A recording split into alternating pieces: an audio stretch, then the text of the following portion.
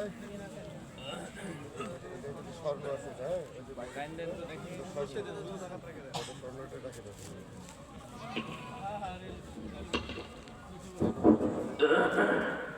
আলাইকুম ওয়া রাহমাতুল্লাহি ওয়া বারাকাতুহু। কেমন আছেন আপনারা সবাই? রাত অনেক গভীর হয়ে গেছে না? যারা দাঁড়িয়ে আছেন একটু বসবেন।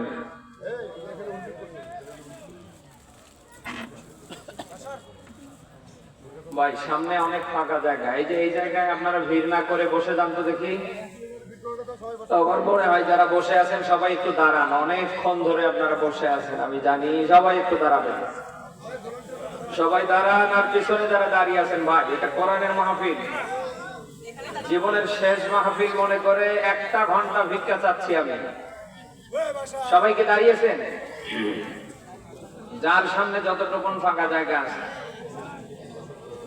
আমি অনুরোধ করে বলছি আপনারা সামনের ফাঁকা জায়গাটুকু পূর্ণ করেন এবং প্রত্যেকে বসে যান। বসেন ইনশাল্লাহ ভাই, আমরা সময় বেশি নেব না ইনশাল্লাহ।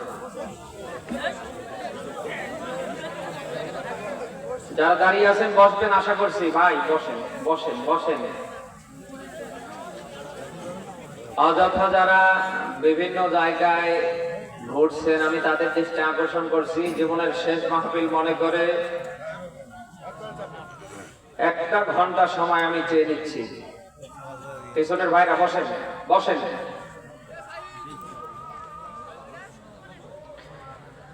নাহমাদুহু ওয়া নাস্তাঈনুহু ওয়া নাস্তাগফিরুহু ওয়া নু'মিনু বিহি ওয়া নাতাওয়াক্কালু আলাইহি ওয়া নাউযু বিল্লাহি মিন শুরুরি আনফুসিনা ওয়া মিন সাইয়্যাতি আ'মালিনা। من يهدي الله فلا مضل له ومن يضلل فلا هادي له ونشهد أن لا إله إلا الله وحده لا شريك له ونشهد أن سيدنا وحبيبنا ومولانا محمدا عبده ورسوله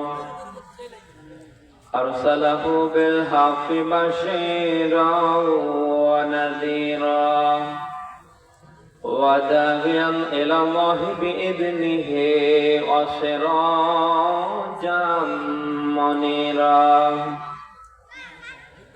فقد قال الله تعالى في كلامه المجيد وبرهانه التوحيد. জবান খুলে বলেন আউযু বিল্লাহি মিনাশ শাইতানির রাজিম। বিসমিল্লাহির রহমানির রহিম। কুল্লু নাফসিন বিমা কাসাবাত রাহিনা إلا أصحاب اليمين.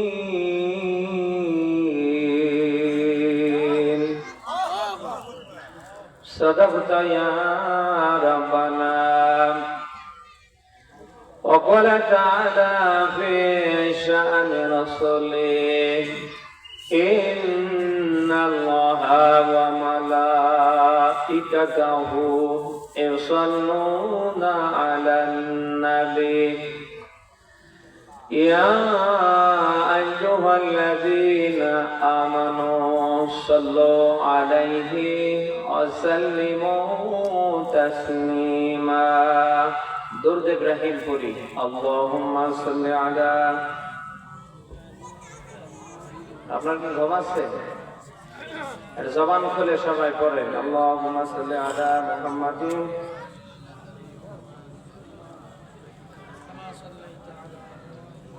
হাজারো ব্যথা বেদনার পরে ফিরে আসনি তুমি আপন ঘরে। দিনের আলো তুমি সরিয়ে দিতে চলে গেলে মদিনায় মক্কা ছেড়ে। হে রাসূল তোমাকে ভুলি আমি কেমন করে। খেয়ে না খেয়ে দিন কাজে নিজেকে দে সবিয়ে, তাই ফির কাফিররা চিনল নাই জালো, দুষ্ট ছেলেদের পেছু দিল লেলিয়ে।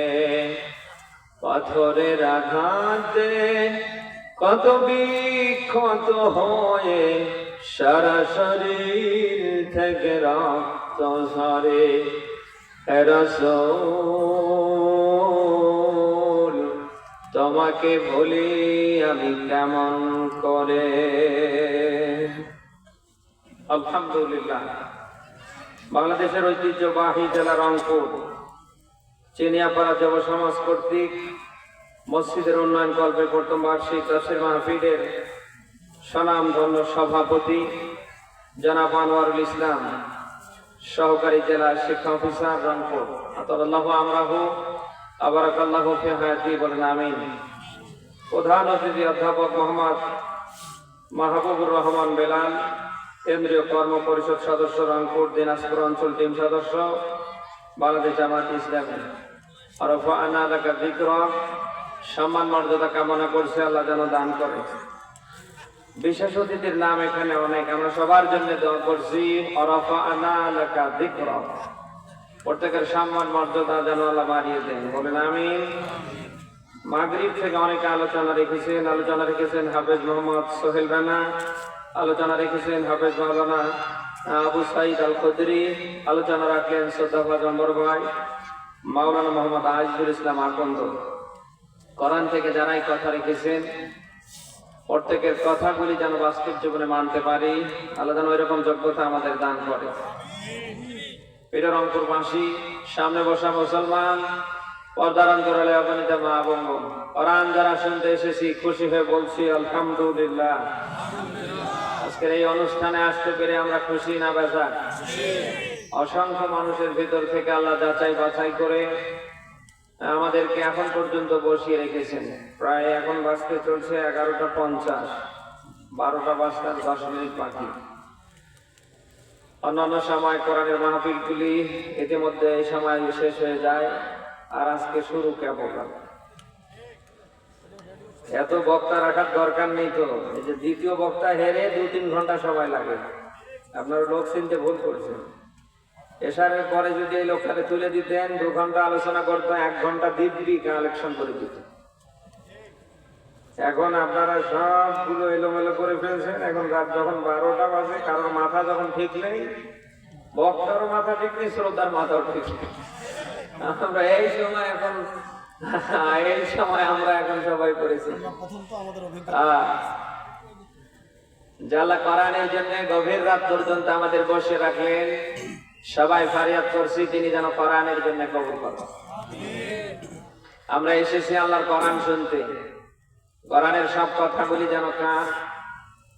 একটু ছাত্রর মতো জবাব দেবেন, কোরআনের সব কথাগুলি কার?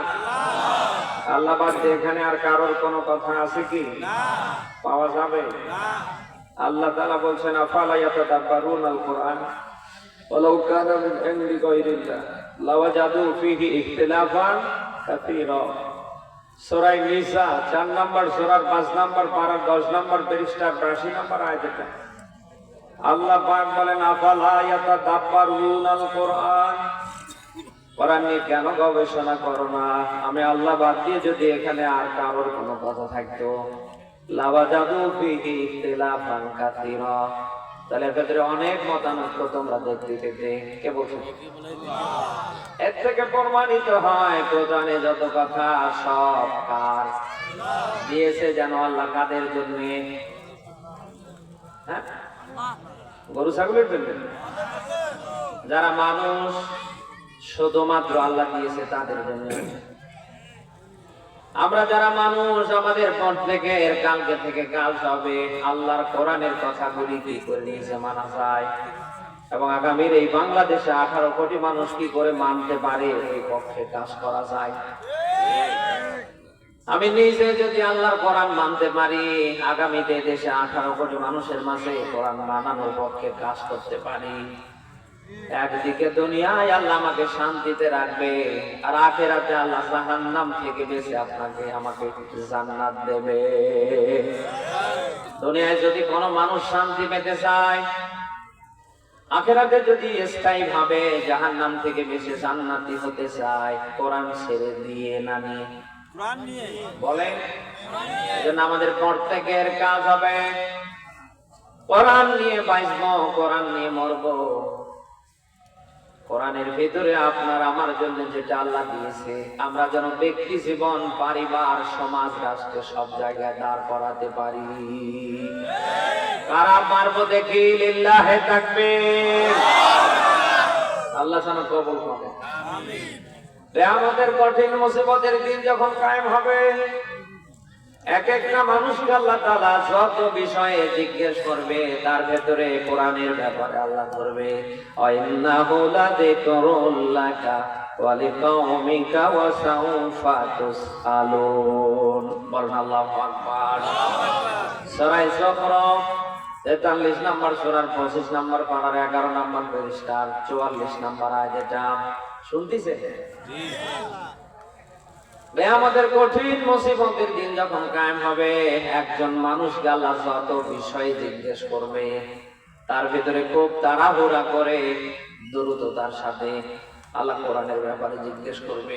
ডাক দেয়া বলবে, বান্দা 90 বছর 80 বছর হায়াত পাবার পরে আমার কোরআন মানিস নি কেন? বল। আপনি কথা কি শুনতেছেন? মানব জীবনের যেখানে যা দরকার সব কোরআনের ভিতরে আছে না নেই? জন্ম থেকে মৃত্যু, রান্নাঘর থেকে রাষ্ট্র জীবন, জাহান্নাম থেকে বেঁচে জান্নাতে যাওয়া পর্যন্ত কোন কথা কি এর ভেতরে বাদ আছে? আপনি 90 বছর হায়াত পাবার পরে 80 বছর আল্লাহর দেয়া হায়াত পেয়ে বেঁচে থেকে সেই কোরআন যদি আপনার জীবনে আপনি নিতে না পারেন, এদি আপনার ব্যক্তি, পরিবার, আগামীর সমাজ, রাষ্ট্র চালানোর পক্ষে যদি আপনি হাত রাখতে না পারে, ওই দিন যখন আল্লাহ কোরআনের ব্যাপারে আপনাকে জিজ্ঞেস করবে, আমি কি জবাব দেবেন? বলুন। নবীজিকে ওই দিন আল্লাহ সুপারিশের স্পেশাল অনুমতি দেবেন। বিশ্ব নবী মুহাম্মদুর রাসূলুল্লাহ সবাইকে ওইভাবে সুপারিশও করবে না। নবীজি কেবল তাদেরকে সুপারিশ করবে যারা দুনিয়ায় কোরআন মেনেছিল এবং মানানোর আন্দোলন করেছিল। যার ব্যাখ্যা আপনি সূরা ফুরকান 25 নম্বর সূরা 19 নম্বর পারার 1ম নম্বর পৃষ্ঠার 30 নম্বর আয়াতে পাবেন। আরো দলিল দেয়া লাগবে। আল্লাহ তাআলা রাসূলকে সুপারিশের অনুমতি দেবেন। নবীজি এটা পাবার পরে কাউকে সুপারিশ করবে, কাউকে করবে না, কাউকে হাউজে কাউসার দেবে, কাউকে দেবে না। এবার আল্লাহ তাআলা নিজেই জানতে চাইবে, হে রাসূল আমি বললাম কি আর আপনি করছেন কি? সেই সময় রাসূল কি বলবেন সে কথা আল্লাহ দিয়েছেন। আকালার রাসূল বলবেন, ইয়া রাব, হে আমার রব, ইন্না কওমি তাখাযু হাযাল কুরআনা মাহজুরা। রাসূল বলবেন, হে আমার রব, তুমি জানো এগুলি তোমার বান্দা, আমার উম্মত। এই জাতি গোষ্ঠী দুনিয়ায় ছিল কোরআন ত্যাগকারী। এরা দুনিয়ার সব কিছু মেনেছিল কিন্তু কোরআন মানেনি। এখানে যারা কোরআন মানানোর পক্ষে কাজ করেছে তাদেরকেও মাঠে ময়দানে কাজ করতে দেয়নি। এরকম মানুষ দেশে নেই। আমরা দেখতে পাচ্ছি এক শ্রেণীর মানুষ নিজেরাও কোরআন মানে না। কোরআনের বিধান দিয়ে সমাজ চললে, রাষ্ট্র চললে 100% শান্তি প্রতিষ্ঠা সম্ভব, বিশ্বাসই করে না। নিজেরাও কোরআন মানে না, যারা মানানোর আন্দোলন করছে তাদের কেউ করতে দেয় না। নানা ট্যাগ দিয়ে চাপ দেয়ালের মাঝখানে 1.5 দশকের জালিমদের মতো তারাও আটকানোর চেষ্টা করছে। এই 1.5 দশকের জালিমরা কোরআনের রাজ যারা বাংলায় কায়েম করতে চেয়েছিল তাদেরকে নানা ট্যাগ দিয়ে চাপ দেয়ালের মাঝখানে বন্দী করবার চেষ্টা করেছিল। নিজের চর্ম চোখে দেখেছি, অনেককে একেবারে আয়না ঘর পর্যন্ত, অনেককে আবার ফাঁসি দিয়ে মেরে পর্যন্ত ফেলেছে। ঠিক একই ভাবে আজ আমরা দেখছি, যদিও ওরা এখন নেই কিন্তু ওদের সুরে একটা দল, একটা গোষ্ঠী ঠিক একই ভাবে ওই কথাগুলি যেন বলছে। নবীজিকে আল্লাহ সুপারিশের অনুমতি দেবে। নবীজি অনুমতি পাওয়ার পরে সবাইকে সুপারিশ করবে না। তখন আল্লাহ যখন কারণ জানতে চাইবে তখন নবীজি কথা বলবেন। আল্লাহ বলে, তোমার বান্দা আমার উম্মত, তুমিও জানো আমিও জানি, এরা দুনিয়ায় ছিল কোরআন ত্যাগকারী। এদের ব্যক্তি, এদের পরিবার, এদের সমাজ, এদের রাষ্ট্র চলেছিল তোমার কোরআন ছাড়া। বেরলমপুরবাসী কি করছেন? আবেগে নয়, একটু বিবেক দিয়ে নেবার চেষ্টা করে। আপনি সেই হন না কেন, আমাদের কঠিন মুসিবতের দিনে কোরআন যদি আপনার পক্ষে সুপারিশ না করে, আপনার বাঁচার কোন উপায় আছে?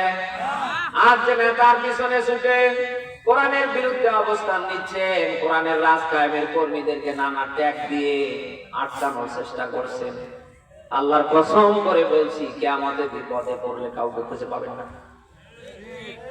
নবীজি বলেন, আল কোরআন হুজ্জাতুল লাকা ওয়া আলাইক। এই কোরআন কারোর পক্ষের দলিল হবে, আবার অপরদিকে কারোর বিপক্ষের দলিল হবে। দুনিয়ায় যারা কোরআনের পক্ষে থেকে মারা যাবে, কোরআন কিয়ামতে কেবল তাদের পক্ষের দলিল হবে। আর যারা আবু জাহেল, আবু লাহাব, উতবা, সাইবা, মক্কার কাফের, মুশরিক, সেই সময়ের মুনাফিকদের মতো যারা কোরআন বিদায় করবার চেষ্টা করেছে, এই কোরআন কি কিয়ামতে তাদের পক্ষে যাবে না বিপক্ষে? বলেন, এই কোরআন কিয়ামতে আপনার বিপক্ষে চান? আপনি কি চান? আমি অনেক দূর থেকে আপনাদের এখানে এসেছি। কোথায় নীলফামারী আর কোথায় রংপুর, অনেক দূর থেকে আমি আপনাদের মাঝে এসেছি। আমি আপনাদেরকে অন্তত বাঁচাতে চাই। এখনো সময় আছে, আল্লাহর কোরআনের দিকে ফিরে আসেন। আপনি যদি জিরো হয়ে কোরআনের কাছে ফিরে আসতে পারেন, আল্লাহর জিরো রাখবে না, ধরে আপনাকে হিরো করে দেবে। যুগে যুগে যারা এই কোরআনের কাছে জিরো হয়ে এসেছে, কাউকে কি আল্লাহ জিরো রেখেছে? বলেন বলেন। যারা এই কোরআনের কাছে জিরো হয়ে এসেছে, প্রত্যেককে আল্লাহ হিরো করে দিয়েছে।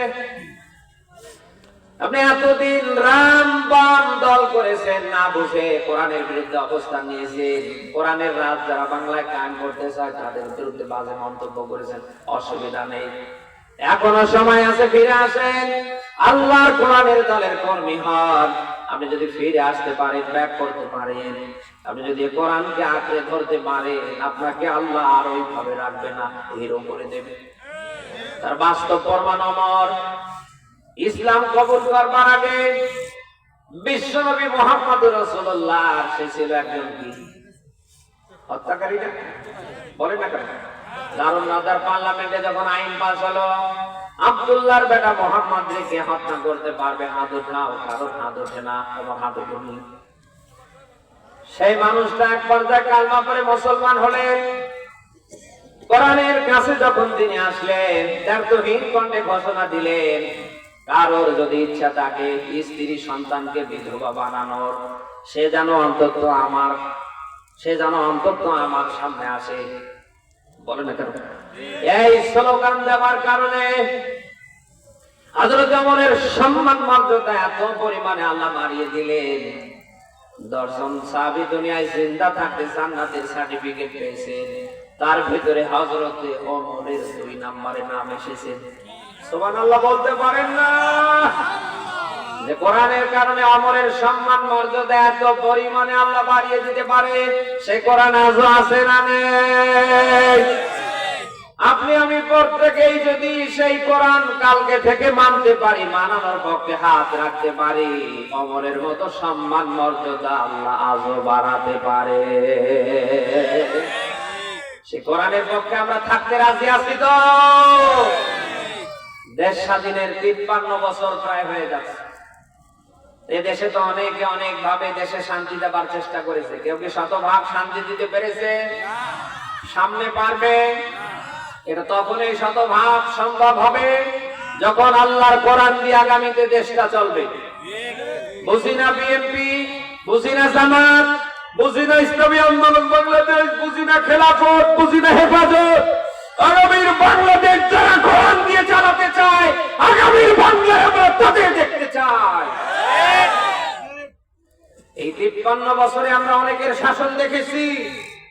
আগামীতে আল্লাহর কোরআন দিয়ে দেশ চললে কেমন দেখা যায়, চলবো চোখে আমরা দেখতে চাই। তারা এই মতের পক্ষে আছেন? দেখি লিল্লাহে তাকবীর। আগামীর বাংলাদেশ কোরআন সুন্নাহ ভিত্তিক চালাতে গিয়ে শহীদ আবু সাইদের মতো যদি আমাদেরকে সামনে জীবন দিতে হয়, আমরা কি জীবন দিতে রাজি?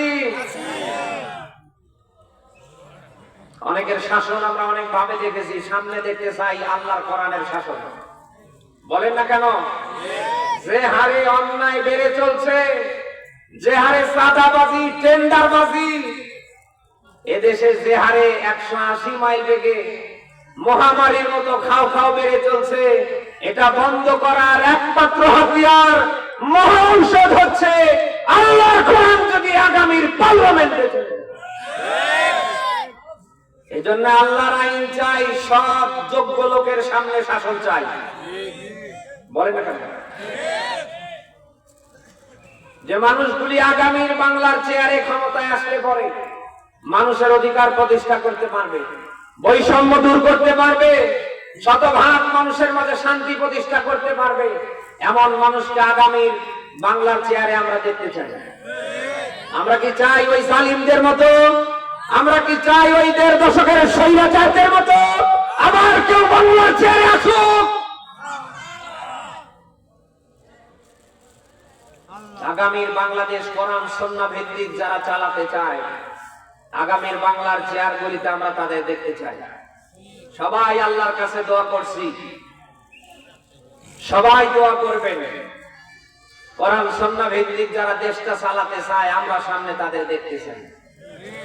বলে আজকে আপনারা দেখেছেন কুড়িগ্রামের মাটিতে আমিরে জামাত এসেছে, লক্ষ লক্ষ মানুষের সমাগম হয়েছে।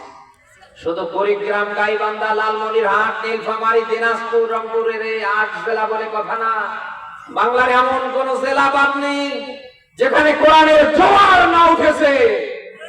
সব জায়গায় একটাই কথা, একটাই আওয়াজ, সব শাসনের, সব নেতার নেতৃত্ব দেখা, শাসন দেখা শেষ, আগামীর বাংলাদেশ আল কোরআনের বাংলাদেশ। আগামীর বাংলাদেশ কোরআন সুন্নাহ ভিত্তিক চলুক।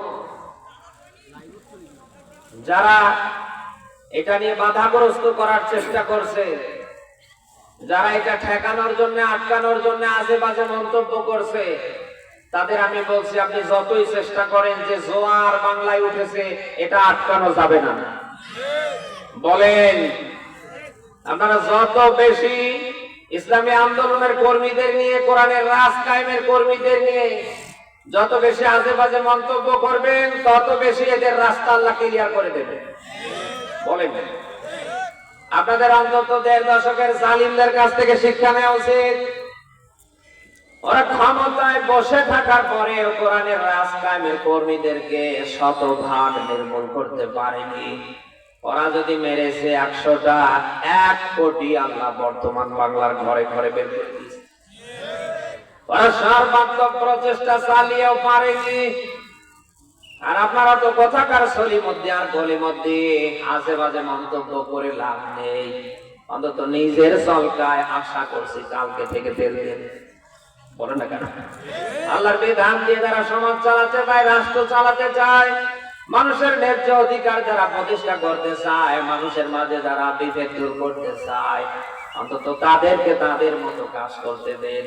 জালিমদের মতো করে যদি এদের উপরে জুলুম, অত্যাচার, টর্চার চালানো শুরু করে, জালিমদের মতো করে সামনে আপনাদের অবস্থা আল্লাহ করে দেবে। এই আল্লাহ পারে না?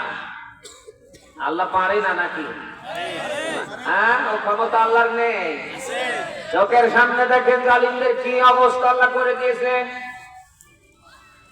মরে মরে বিশাল বড় বড় ফেলার আল্লাহ তাআলা জনশূন্যে পরিণত করে দিয়েছে। যাদের গর্জনে ঘর থেকে বের হওয়া যেত না, বের হলে একদিকে বাবার ছবি আর একদিকে মেয়ের ছবি। টেকনাফ থেকে তেঁতুলিয়া, রূপসা থেকে মাধুরিয়া, সুন্দরবন থেকে বান্দরবন, বাংলাদেশের কোন এক জায়গায় একটা ছবি আমারে দেখান তো। ওদের রেখে যাওয়া বড় বড় ফ্ল্যাট গুলো, ওদের বানানো রিসোর্ট গুলো, ওদের ব্যবহার করা BMW গাড়িগুলো সব আল্লাহ জনশূন্যে পরিণত করে দিয়েছে।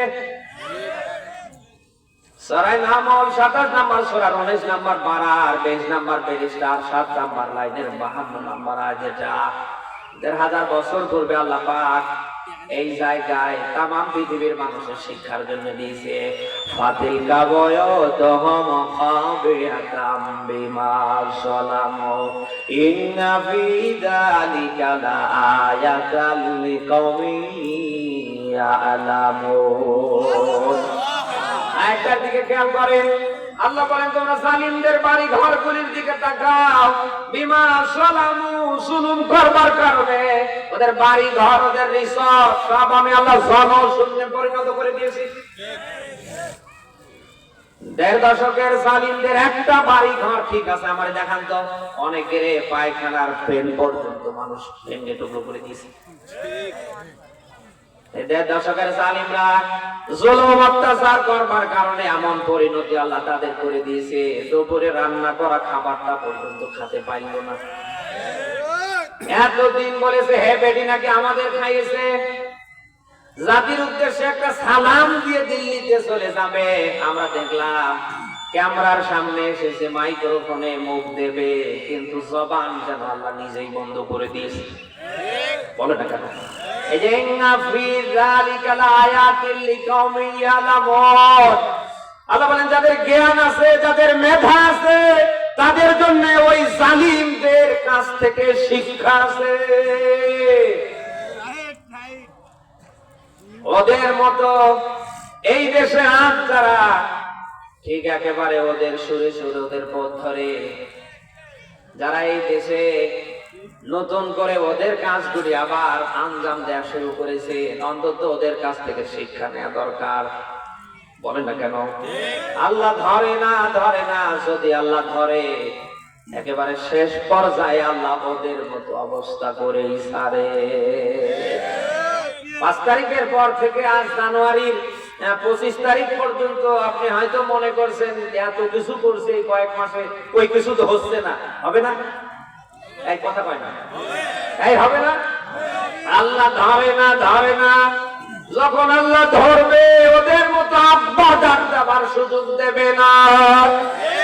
ইতিহাস তার কোরআন জালিমদেরকে যুগে যুগে আল্লাহ ছাড় দিয়েছে, কোন জালিমকে আল্লাহ একেবারে ছেড়ে দেয়নি।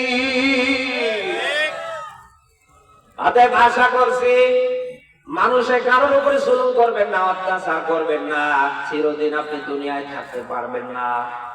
অন্তত আপনার ইন্তেকালের পরে মানুষ আপনার জানাজা পর্যন্ত আসতে পারে। বলেন না কেন? এইরকম জীবন তৈরি করবেন না। আজ আমরা অনেককে দেখতে পাচ্ছি মরে যাবার পরে পুরো ফেসবুক একেবারে গরম হয়ে যাচ্ছে। মানুষ মরে গেলে সাধারণত মানুষ অন্তত একটা লেখা লেখে, ইন্না লিল্লাহি ওয়া ইন্না ইলাইহি রাজিউন। কিন্তু অনেক মানুষকে আমরা দেখতে পাচ্ছি পড়ছে আর মরছে, কোনো ইন্না লিল্লাহ নেই। সবাই ফেসবুক গরম করে ফেলছে আলহামদুলিল্লাহ। অন্তত যা করছেন একটু ঠান্ডা মাথায় চিন্তা ভাবনা করে করেন। আপনি একজন মুসলিম, আপনার হাতের দ্বারা আপনার জবানের দ্বারা আপনার দ্বারা কারোর কোনো ক্ষতি হতে পারে? বলেন। মুসলমান তো ওই ব্যক্তিকে বলা হয় যার জবান থেকে যার হাত থেকে অপরাপর মুসলমান নিরাপদ থাকে। আশা করছি এরকম জীবন গঠন করবেন না, এমন জীবন করিবেন গঠন মরার পরেও যেন কাঁদি ভুবন, অন্তত মানুষ যেন তাহাজ্জুদ করে আল্লাহর কাছে সেজদায় দোয়া করতে পারে। আপনি কি এরকম জীবন গঠন করে ফেলেছেন?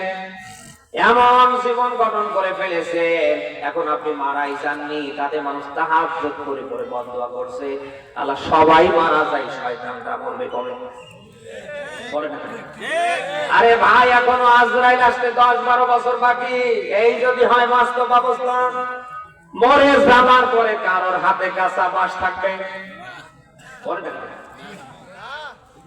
কারোর হাত খালি থাকবে? সূরা তুফানের 29 নম্বর আয়াতে কি আছে?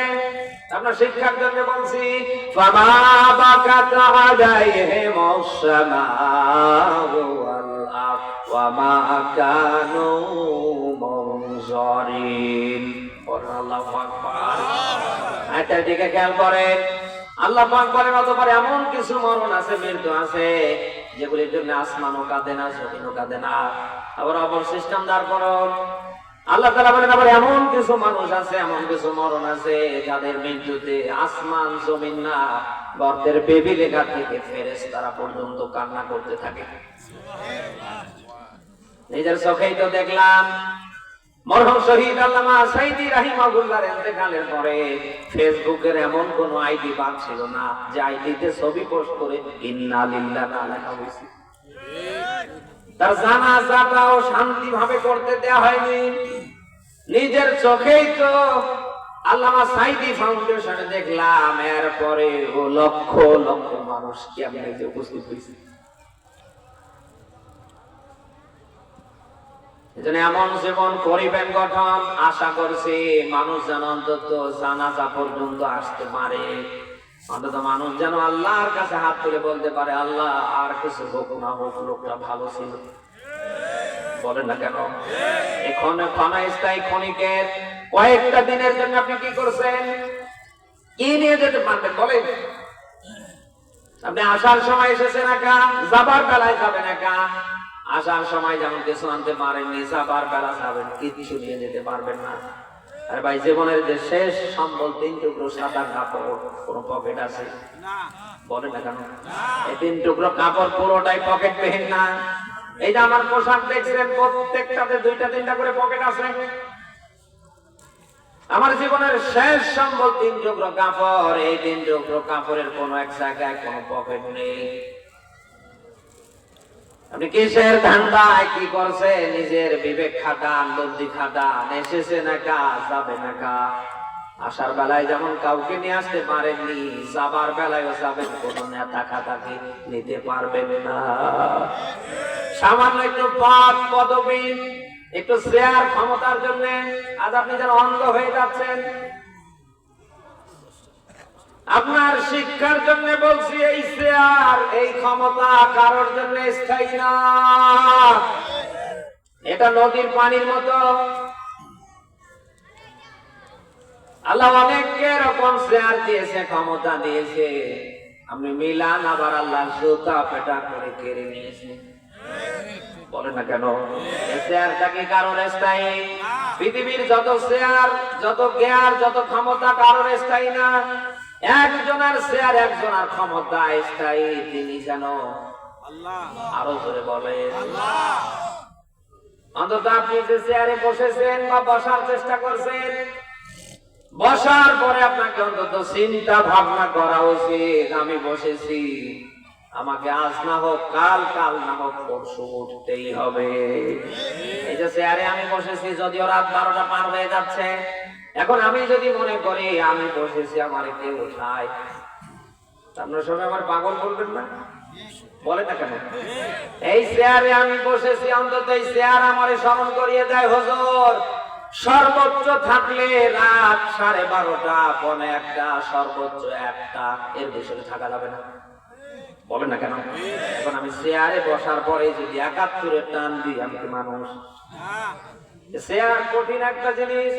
এখানে যারা একবার বসেছে, বসতে পারলে আর উঠতে চায় না। যেই হোক, হুজুর হোক আর মজুর হোক, নেতা হোক আর খেতা হোক, যেই কোন রকম একবার বসতে পারে, ও তখন 140-71-এর টার্গেট। দেখেন না, এক হুজুর এসে খাড়া হয়ে আছে, হুজুরের ওয়াজই শেষ হয় না। দুনিয়ার কোন শেয়ার, দুনিয়ার কোন ক্ষমতা কারোর জন্য স্থায়ী? এই ক্ষণিকের জন্য অন্ধ হয়ে যাইয়েন না। যা করছেন একটু ঠান্ডা মাথায় চিন্তা ভাবনা করে করেন। আল্লাহর সামনে দাঁড়াতে হবে। এই দিন শেষে আল্লাহর সামনে দাঁড়াতে হবে না? কোথায় কি করছেন কে দেখে? সবাই আওয়াজ করে বলেন, কে দেখে?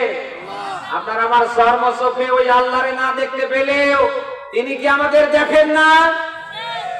আপনি ঘরের দরজা বন্ধ করলেন, ঘরের জানলাগুলো এক এক করে লাগিয়ে দিলেন, লাইট বন্ধ করে দিলেন, এই অন্ধকার জায়গায় যা করবেন কে যেন জানে, কে যেন দেখছে। অথচ সে ভয় যেন আজ আপনার নেই। আমি আপনাকে তিনি ভাই হিসাবে বলছি, যা করছেন অন্তত ঠান্ডা মাথায় চিন্তা ভাবনা করে করেন। দিন শেষে কিন্তু আল্লাহর সামনে আপনাকে আজ না হোক কাল, কাল না হোক পরশু দাঁড়াতেই হবে। আমরা যেন অন্তত সেই ভয় নিয়ে সামনে বাঁচতে পারি। আল্লাহ যেন এরকম যোগ্যতা আমাদের প্রত্যেককে দান করে। সবাই বলি আমিন। দরুদ ও সালাম মানবতার মহান নবী মুহাম্মদ রাসূলুল্লাহর উপর পড়ছি সাল্লাল্লাহু। আমি আপনাদের সামনে সূরা মুদাসসির থেকে 2টা আয়াত পড়েছি। আপনারা থাকবেন ততক্ষণ তো? এই যে চাচা, ও চাচা থাকবেন তো নাকি? এটা জবান খুলে বলেন, আউযু বিল্লাহি মিনাশ শাইতানির রাজীম, বিসমিল্লাহির রহমানির রহিম, কুল্লু নাফসিন বিমা কাসাবাত রহিনা ইল্লা আসহাবাল ইয়ামিন। সূরা মুদাসসির কোন সূরা? সবাই তো ছাত্রের মতো জবাব দেন তো। আমরা 38 39 2টা আয়াত পড়েছি। এই আছে আয়াতের ভেতরে স্বল্প সময় এখান থেকে শিক্ষা নিয়ে মোনাজাত দিয়ে পরে বাড়িতে যাব ইনশাআল্লাহ। থাকবেন তো ততক্ষণ? আল্লাহ পাক বলেন, কুল্লু নাফসিন বিমা কাসাবাত রহিনা। প্রত্যেক মানুষ কিয়ামতের ময়দানে ধরা খাবে, আটকা পড়বে। এই যে রাহায়ানুন, রহিন শব্দের অর্থ হচ্ছে আটকা পড়া, ধরা খাওয়া। আল্লাহ বলেন কিয়ামতে প্রত্যেকটা মানুষ ধরা খাবে, আটকা পড়বে তার কর্মের কারণে। কে বলছে? সবাই আওয়াজ করে বলে। আমরা আরবিতে একটা প্রবাদ বাক্য করেছি, কামা তাদিনু তুদান, যেমন কর্ম তেমন ফল। দুনিয়ায় যারা যতটুকু কর্ম করবে কিয়ামতে আল্লাহ তাকে ততটুকু প্রতিফল দেবে। তিনি কি সেদিন কারোর উপরে জুলুম করবে? বলেন। এজন্য দুনিয়াটা হচ্ছে আখিরাতের একটা বাজার। আজ সকাল বেলায় যারা বাজারে গিয়ে যার মনে চাইছে বাজার করেছেন, ঠিক দুপুর বেলা খাতে গিয়ে বা এখান থেকে রাতের বেলায় রাতের খাবার যেটা খাবেন আপনি কিন্তু তাই পাবেন না, ভিন্ন আসবেন। বলেন। যারা গরুর গোশত কিনেছেন, মাছ কিনেছেন, সবজি কিনেছেন, আপনি দুপুর বেলা খাবার সময় কিন্তু তাই পেয়েছেন, আবার রাতের বেলায় কিন্তু আপনার জন্য তাই অপেক্ষা করছে। ঠিক দুনিয়াটা আখিরাতের একটা বাজার। এখানে যা করবেন কিয়ামতে আল্লাহ সদয় হিসাবে আপনাকে তাই দেবে। ভালো হিসাবে যদি কিছু করেন আপনাকে আল্লাহ ভালো কিছু দেবে, আর মন্দ হিসাবে যদি কিছু করেন আপনাকে মন্দ হিসাবে আল্লাহ ওই দিন জাহান্নামে দেবে। এবং সে আবেগ দিয়ে নয়, একটু বিবেক দিয়ে নেবার চেষ্টা করে। কিয়ামতে যদি জান্নাতে যাওয়ার আশা থাকে, কি বলছি, অন্তত নিয়ে যাবেন। সূরা নিসার 124 নম্বর আয়াতে পাবেন, ওয়া মাইয়ামাল মিনাস সালিহাতি মিন যাকারিন আও উনসা ওয়া হুয়া মুমিনুন ফাউলাইকা ইয়াদখুলুনাল জান্নাহ ওয়া লা ইউযলামুনা নাকিরা। আল্লাহু আকবার। একটা দিকে খেয়াল করেন, আল্লাহ বলেন পুরুষ হোক আর নারী হোক, যারা ঈমান নিয়ে ভালো কাজ করবে অতঃপর তাদেরকে জান্নাতে প্রবেশ করানো হবে। কে বলছে? আল্লাহ। ঠিক আছে তো? আপনি কিয়ামতে যদি জান্নাতে যেতে চান, ও চাচা এই কি অবস্থা বলুন? না মোনাজাত দিয়ে দিই, বাদ দেন। হ্যাঁ, যে উঠবে ধরে ধাক্কা দিয়ে বসাবে।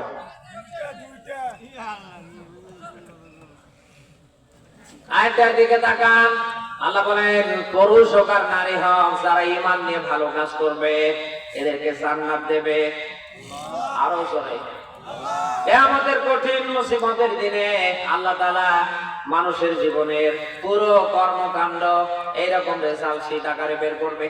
এটা আল্লাহ উড়াই দেবে।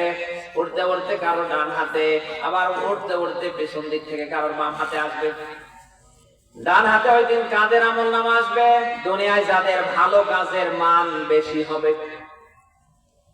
আপনি কি আমার কথা শুনতেছেন? কিয়ামতে সবাই আমলনামা ডান হাতে পাবে না, সবার আমলনামা কিয়ামতে বাম হাতে পেছন দিক থেকে আটকা পড়বে না।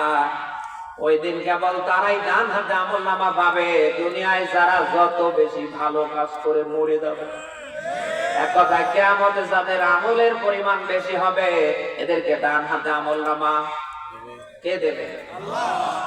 আপনি কি চান না কিয়ামতে আপনার ডান হাতে আমলনামা আসুক? বলছি আবেগ দিয়ে নয়, আবারও বলছি বিবেক দিয়ে নেবার চেষ্টা করেন। ডান হাতে যদি কিয়ামতে আমলনামা পেয়ে আপনি জান্নাতি হতে চান, এতদিন যা করেছেন অসুবিধা নেই, ছেড়ে দেন, বন্ধ করেন। কালকে থেকে যখন এই সময় পাবেন আপনি ভালো ভালো কাজ শুরু করবেন। এই পারবেন না? পারবো। যখন এই সময় পাবেন তখনই ভালো কাজ করবেন। আল্লাহ তাআলা নিজেই যেন তার রাসূলকে ডিরেকশন দিচ্ছেন, ফাইদা ফারাগতা ফানসাব ওয়া ইলা রাব্বিকা ফারগাব। এভাবে আপনি যখন এই সময় পাবেন, ফ্রি হবেন, তখনই আপনি ইবাদত বান্দেগিতে মগ্ন হবেন। কে বলছেন? আল্লাহ। সাধারণ কোন মানুষ কি? আল্লাহু আকবার। এর ব্যাখ্যা হাদিস পাবেন। বিশ্ব নবী তার আহলে বায়াতদেরকে ডাক দিলেন, ডাক দিয়ে বললেন, হে আমার আহলে বায়াতরা, হে আমার স্ত্রী আয়েশা, হে আমার কন্যা ফাতেমা, কিয়ামতে আমার উপরে ভর করে থাকো না। কিয়ামতে যদি তোমরা জাহান্নাম থেকে বেঁচে জান্নাতে যেতে চাও, আমলনামা ভারী হোক, আমলনামা ডান হাতে আসুক, এটা যদি চাও তাহলে বেশি থেকে বেশি নেক আমল শুরু করে দাও। বিশ্ব নবী মুহাম্মদ রাসূলুল্লাহর মতো মানুষ তার আহলে বায়াতদেরকে যদি কথা বলতে পারে, আজ আমাদের নামাজ নেই, কালাম নেই, আল্লাহ নাই, রাসূল নেই, আখিরাত পরকাল কিচ্ছু নেই, আছে শুধু খাও খাও, কাক টকে কে বড় লোক হওয়া যায় এ ধান্দায় চলছে না। আরে ভাই, রাসূলের মতো মানুষ যদি তার আহলে বায়াতদের ব্যাপারে, তার স্ত্রীর ব্যাপারে, মেয়ের ব্যাপারে এমন কথা বলতে পারে, আপনার আমার এসে কঠোর হবে না? কত মানুষ আমার সামনে বসে আছে, আমি যদি হাত উঠাতে বলি কারা এশার নামাজ পড়ে এসেছেন, অনেকে গোল্ডেন ক্লাস নিয়ে ফেল করবে। এখানে অনেক মানুষ আছে ফজর থেকে এশা পর্যন্ত নামাজ নেই, এমনকি জুমাটা পর্যন্ত নেই। আবার এমনও মানুষ আছে নামাজের কথা বললে রাগ করে, হুজুর নামাজ না পড়লে কি ঈমান সাঙ্গা আছে? নেই এরকম আছে। বিশ্ব নবীর মতো মানুষ যদি তার আহলে বায়াতদের এমন কঠিন বার্তা মেসেজ দিতে পারে, আপনার আমার জন্য কি এই বার্তাটা, মেসেজটা খুব সহজ? দশজন সাহাবী দুনিয়ায় জিন্দা থাকতে জান্নাতের সার্টিফিকেট পেয়েছিলেন, তার ভিতরে আবু বকর একজন, হযরত ওমর 2 নাম্বার, ওসমান, আলী, এরকম এক এক করে 10 জন সাহাবীর নাম ধরে ধরে নবীজি বললেন এরা জান্নাতি। বেলায় নবীজি রাতের বেলায় শব্দ ভেসে বের হতেন, নবীজি প্রত্যেকটা সাহাবীর বাড়ি বাড়ি যেন একটার পর একটা চলে যেতেন। প্রত্যেকটা সাহাবীকে নবীজি রাতের বেলা কম বেশি দেখতেন যে দাঁড়িয়ে দাঁড়িয়ে নামাজে কাটাচ্ছে। শব্দ ভেসে অপর দিন নবীজি বের হলেন, দূর থেকে ওমরের কণ্ঠে নবীজি কোরআনের তেলাওয়াত শুনতে পাচ্ছে। হাঁটতে হাঁটতে হাঁটতে হাঁটতে ওমরের বাড়ি পর্যন্ত চলে গেলেন। এত জোরে জোরে চেল্লায় চেল্লায় ওমর কোরআনে কারীম তেলাওয়াত করছেন। নবীজি 150 টাকার পরে ফিরে গেলেন। মসজিদে নববীতে ফজরের আযান হয়ে গেল। নামাজে আবু বকর, ওমর সব সাহাবীরা নামাজ শেষে নবীজি ডাক দিয়ে বলেন, আবু বকর, ওমর, তোমরা কোথায়? তোমাদের সাথে আমার কথা আছে। 2 জন সাহাবী নত জানু হয়ে বসলেন, না জানি রাসূলের সাথে আমাদের কোথায় কি হয়েছে, না জানি কত বড় বেয়াদবি করে ফেলেছি। 2 জনে ভয়ে ভয়ে ভয়ে একেবারে নত জানু হয়ে বসে আছে।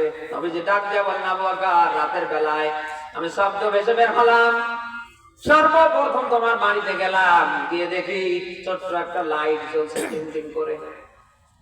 হে আবু বকর, আর দ্বিতীয়ত দেখলাম তুমি এমন ভাবে দাঁড়িয়েছো, আমার মনে হয় না যে তুমি আর রুকুতে যাবে।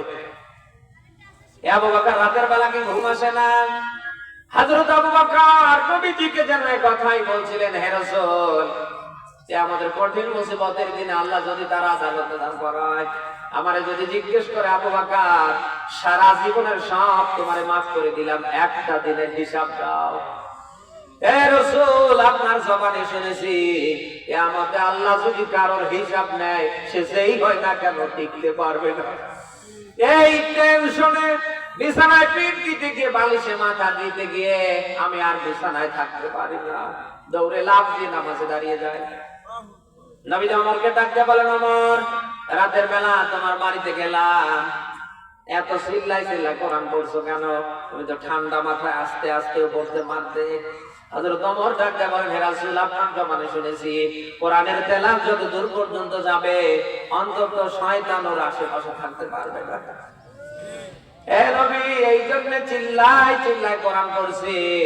আর 2 নম্বরে চিল্লাই চিল্লাই কোরআন পড়ছি আমার আহাল, আমার পরিবার যারা, তারাও যেন ঘুমাতে না পারে, অন্তত তারাও যেন ইবাদত বান্দেগিতে রাতটা কাটাতে পারে। আরে ভাই, জিন্দা থাকতে জান্নাতের সার্টিফিকেট পেয়েছে, এর পরেও রাতের বেলা ঘুমাতে গিয়ে তারা ঘুমাতে পারে না। আপনার আমার বলটা কি? নামাজ নেই, কালাম নেই, আল্লাহ নাই, রাসূল নেই, আখিরাত পরকাল কিচ্ছু নেই। আপনি কি ধান্দায় কি করছেন? আমার তো মাথায় কাজ করে না। নবীজির জামাতা হযরত ওসমানের দিকে তাকান, কবর দেখলেই থমকে দাঁড়াতেন, ছোট্ট বাচ্চার মতো কাঁদতে কাঁদতে দাড়ি একেবারে জামা বুক পর্যন্ত ভিজিয়ে ফেলতেন। নবীজির অন্যান্য সাহাবীরা ডাক দিয়ে বলতেন, ভাই ওসমান, জাহান্নামের আলোচনা করলে পরে আপনার চোখ থেকে পানি কমা যায় না, কিন্তু কবর দেখলেই আপনি এভাবে এরকম করেন কেন? হযরত ওসমান যেন ডাক দিয়ে কথাই বলছেন, আমার সঙ্গী সাথীরা, আমি রাসূলের কাছ থেকে শুনেছি আখিরাতের প্রথম মন্দির হবে কবর। এই কবরে যে বেঁচে যাবে, গোটা হাসরের ময়দান তার জন্য ভালো হবে। আর এই কবরে যে একবার ধরা খাবে, পুরো হাসরের ময়দান তার ধরা খেতেই যাবে। আরে ভাই, হযরত ওসমান কি জানো জানো মানুষ, জান্নাতি মানুষের ভেতরে 3 নম্বরে। এরপরে কবর দেখলে থমকে দাঁড়াতেন, ছোট্ট বাচ্চার মতো ডুকরে ডুকরে কান্না করে বুক ভাসাতেন। এ কবরে কি আপনার যাওয়া লাগবে না? যার নাম কবর তার রাখে কেউ খবর। কত মানুষকে মাটি চাপা দিয়ে এসেছেন, দেখে না অনেকের নাম নিশানা নেই, কেউ যদিও তার নাম নেয় আশেপাশে কথা বলে, যারা পাশে থাকে তারা ধমক দেয়, বেটা বেয়াদব, মরা মানুষের নাম নিতে নেই, বলে না কেন? যার নাম কবর তার রাখে না কেউ খবর। আপনি যেই হন না কেন, ভালো কিছু নিয়ে যদি কবরে যেতে না পারেন, আপনার অবস্থা খারাপ হবে। ফাতেমাতুজ জোহরার ইন্তেকাল হয়ে গেল। হযরত আলী রাদিয়াল্লাহু তাআলা আনহু তার আপন চাচা ভাই আবু যরকে ডাক দিলেন, হে ভাই আবু যর, ফাতেমা ওসিয়ত করে গিয়েছে বেশি মানুষ যেন তার জানাজায় না আসে, অতএব তাড়াতাড়ি রাতের বেলায় দাফন সারতে হবে। তাড়াতাড়ি ফাতেমার জন্য জান্নাতুল বাকিতে কবর খননের ব্যবস্থা করো। হযরত আবু যর ব্যাপারে দৌড়ে চলে গেলেন, কবর খুঁড়ছেন মনের আনন্দে, বারবার বলছেন, কবর আজ যে তোর ভেতরে আসছে তার সাথে বেয়াদবি করবো না। এ কবর তুই কি জানিস আজ তোর ভেতরে কে আসছে? তিনি হচ্ছেন জান্নাতি যুবকদের মাতা হযরত ফাতেমাতুজ জোহরা। এ কবর তুই কি জানিস আজ তোর ভেতরে কে আসছে? তিনি হচ্ছেন আসাদুল্লাহ, আল্লাহর বাগ, যাকে আল্লাহ কাফেরদের জন্য বাগ করে পৃথিবীতে পাঠিয়েছে। কবর থেকে যেন কোনো কথা আসে না। আবু যর 3 নম্বরে বললেন, কবর তুই কি জানিস আজ তোর ভেতরে কে আসছে? তিনি আর কেউ নয়, আখিরি জামানার পয়গাম্বার বিশ্ব নবী মুহাম্মদুর রাসূলুল্লাহর কন্যা। কবর মানুষের মতো আওয়াজ দিয়ে ফেললেন, হে আবু যর, আমি নবীর মেয়ে ফাতেমা বলে চিনি না, আলীর স্ত্রী বলে চিনি না, হাসান হুসাইনের আম্মা বলে চিনি না, আমি কবর তারে চিনি যে আমার ভেতরে আমল নিয়ে আসতে পারে। ঘটনা বলার উদ্দেশ্য আমার না, যা করছেন অন্তত একটু ঠান্ডা মাথায় চিন্তা ভাবনা করে করেন। কিয়ামতের ময়দানে যদি ডান হাতে আমল নামাবে, আপনি যদি ওই দিন হাসতে হাসতে জান্নাতে যেতে চান, আমি আপনাকে বলছি আর বিলম্ব না, এখন থেকেই শুরু করেন। যখন এই সময় পাবেন তখন এই ভালো কাজ করবেন। পারবেন তো? এই যে আল্লাহর ঘরের উন্নয়ন গল্পের আজকের মাহফিল, এই আল্লাহর ঘর এটা এমন একটা ঘর, এখানে মানুষ যখন ঢুকে পড়ে ওকে আল্লাহ নিরাপদ করে ফেলে। ওয়ান্নাল মাসাজিদা লিল্লাহ, আল্লাহ বলেন মসজিদ আমার জন্য। মসজিদ কার? সবাই আওয়াজ করে বলে। কোন মানুষ যখন মসজিদে ঢুকে পড়ে ওকে আল্লাহ নিরাপদ করে ফেলে। যতক্ষণ মসজিদে বসে থাকবে ওর শ্বাসে প্রশ্বাসে আল্লাহ একটা করে নেকি দান করবে, আর ওর পুরো জীবনের গোনাগুলি ফেরেশতারা কাঁধে নিয়ে দাঁড়িয়ে থাকে। আপনি যখন ঘরের ভিতরে ঢুকে পড়েছেন আর বের হতে চান না, ফেরেশতারা ডাক দিয়ে বলে আল্লাহ তোমার বান্দা ওই ঢুকেছে আর তো বের হয় না। আল্লাহ তাআলা ডাক দিয়ে বলেন ফেরেশতারা, যে বান্দা আমাকে খুশি করার জন্য আমার ঘরে ঢুকে পড়ে আর বিলম্ব নেই, ওদের জীবনের যত অপরাধ আছে সব জমিনে ফেলে দাও। তোমরা সবাই সাক্ষী থাকো আমার বান্দার জীবনের সব গুনাহ আমি আল্লাহ মাফ করে দিলাম। কিয়ামতের 7 শ্রেণীর মানুষকে আল্লাহ আরশের ছায়া দেবে, তার ভেতরে আল্লাহর ঘর মসজিদের সাথে যার সম্পর্ক যত বেশি হবে কিয়ামতের ময়দানে আল্লাহ তাকে কোথায় জায়গা দেবে? বলেন বলেন। কিন্তু আজ আমরা এমন মানুষ, চার দোকানে 2 ঘন্টা একটা চার একটা বিড়ি নিয়ে কাটাতে পারি, মসজিদ ঘরে ঢুকলে আমরা 10 মিনিট ব্যয় করতে চাই না। না এরকম মানুষ যদিও নেই, হ্যাঁ, মানে মসজিদে ঢুকলে ওর আর কোনো কাজ নেই, শুধু ঘড়ির দিকে, একবার হাতের দিকে আর একবার ওয়ালের দিকে। সবচেয়ে নিরাপদ একটা জায়গা, তার নাম মসজিদ। নাম কি? আরো জোরে বলেন। এই মসজিদের সাথে সুসম্পর্ক রাখবে। এই জন্যই তো নবীজি ডিরেকশন দিয়েছেন, তোমরা ফরজ নামাজগুলি গিয়ে মসজিদে পড়বা আর বাদ বাকি নামাজগুলি গিয়ে ঘরের পরিবেশে পড়বা। যে ঘরে নামাজ থাকবে এটা আর ঘর থাকবে না, এটা মিনি জান্নাত বানিয়ে দেবে। বলেন বলেন। এই জন্য পারত পক্ষে ঘরগুলিতে তাহাজ্জুদ করার অভ্যাস করবেন। যাদের তাহাজ্জুদ করার অভ্যাস নেই প্র্যাকটিস শুরু করেন। মানুষ পারেন এমন কোন কাজ আছে? যদি বলেন যে না আমার দ্বারা সম্ভব না, অন্তত ফজরের যে 4 রাকাত নামাজ সুন্নাত 2 রাকাত পড়ে যাবেন। আপনি কি আমার কথা শুনতেছেন? এশারের ফরজ নামাজ মসজিদে পড়ার পরে বাসায় গিয়ে বিতের পড়বেন, বাকি নামাজগুলি পড়বেন। যে ঘরে রুকু হবে সিজদা হবে ওটা আর ঘর থাকবে না, আল্লাহ মিনি রহমতের কামরা বানিয়ে দিবে। আজ আমাদের ঘরগুলি বরকত শূন্য হয়ে যাবার পেছনে যত কারণ, অন্যতম কারণ হচ্ছে আমাদের ঘরগুলিতে নামাজ নেই। বলেন না কেন? অথচ আল্লাহর বার্তা কি, মেসেজ কি? ওয়ামুরু আহলাকা বিসসালাত, তোমরা তোমাদের আহাল, তোমাদের পরিবারে যারা আছে তাদেরকে নামাজের আদেশ দাও। অস্তাবিরু আলাইহা, নিজেরাও এর উপর অবিচল থাকো। লা নাসালুকা রিজকা, আমি আল্লাহ রিজিক চাই না, বরং নামাজের মধ্য দিয়ে তোমাদের রিজিক দিই। সুবহানাল্লাহ বলতে পারেন না? আল্লাহর কাছাকাছি নিকটে যদি যেতে চান, আল্লাহর সাথে যদি সুসম্পর্ক তৈরি করতে চান,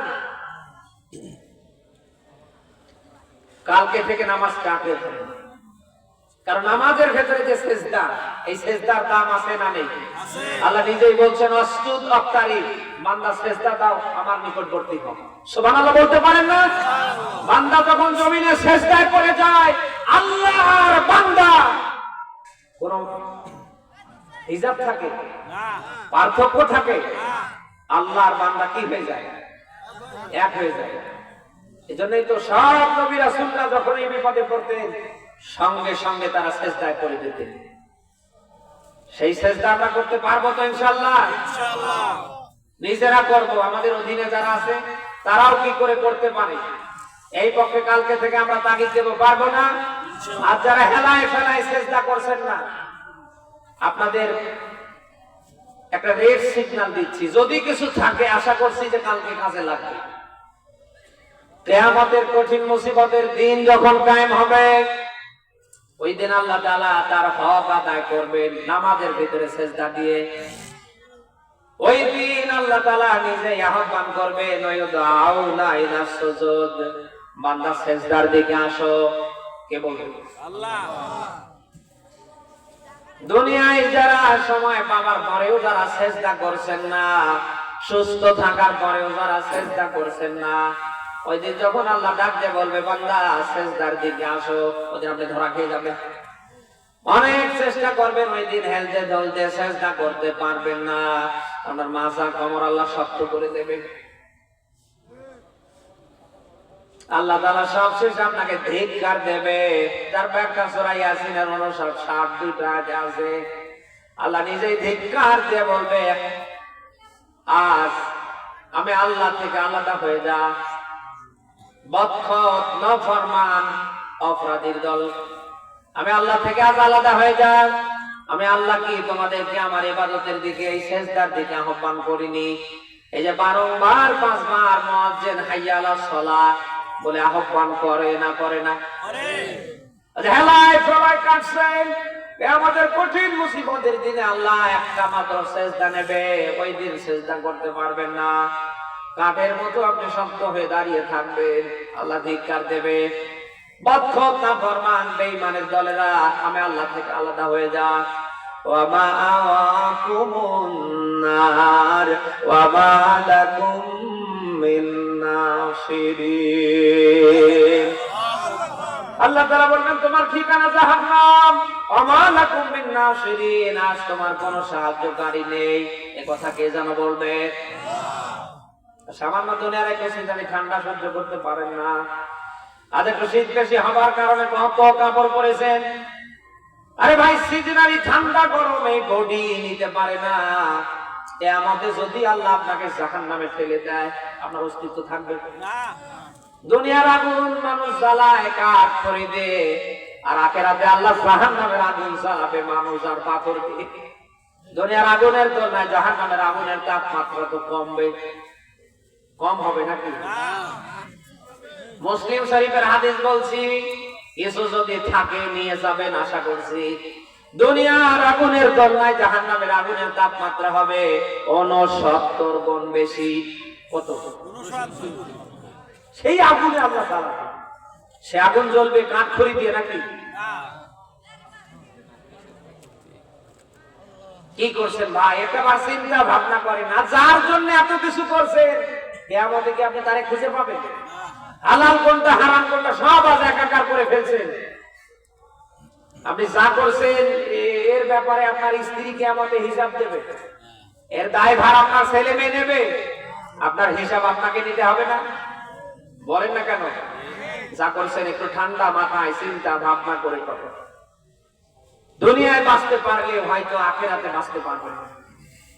এজন্য আমরা আখিরাতের জন্য মরার আগে কিছু জমা করতে চাই, পারবো না?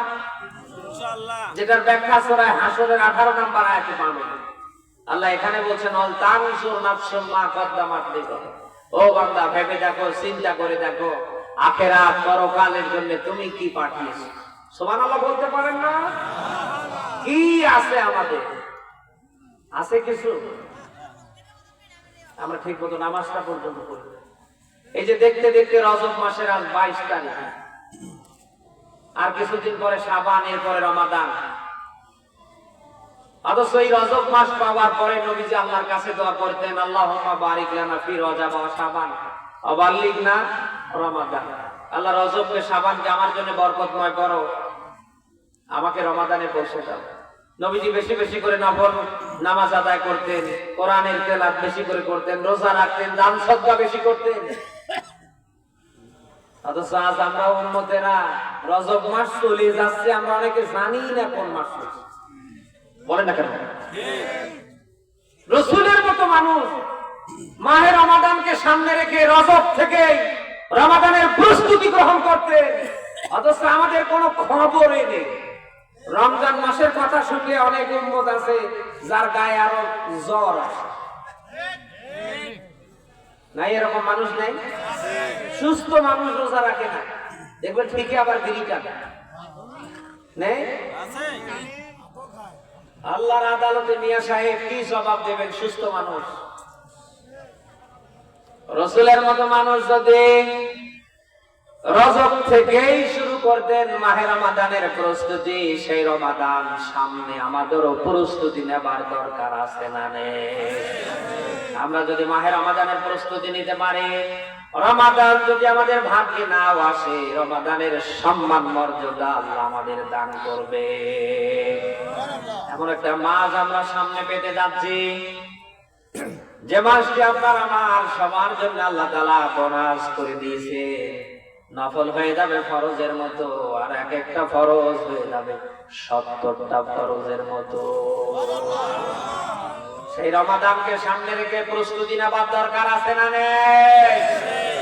এই রজব মাসে নবীজি 5 ওয়াক্ত নামাজ নিয়ে এসেছেন। কত? কেউ যদি 5 ওয়াক্ত নামাজ গুরুত্ব দিয়ে আদায় করে, মহান আল্লাহ তাকে 50 ওয়াক্ত নামাজের সওয়াব দান করবে। অসংখ্য নবী রাসূল পৃথিবীতে এসেছেন, প্রত্যেকটা নবী রাসূলেরাই কম বেশি আল্লাহর সাথে মেরাজ করেছেন। মুসা নবী মেরাজ করেছেন দূর পাহাড়ে, ইব্রাহিম আলাইহিস সালাম মেরাজ করেছেন নমরুদের অগ্নিকুণ্ডে, আমাদের নবী বিশ্ব নবী মুহাম্মদুর রাসূলুল্লাহ মেরাজ করেছেন সরাসরি আল্লাহর সাথে। আর আমাদের জন্য, আমরা যারা উম্মতে মুহাম্মাদী রাসূলের উম্মত যারা, আমাদের জন্য আল্লাহ মেরাজ বানিয়েছেন 5 ওয়াক্ত নামাজে।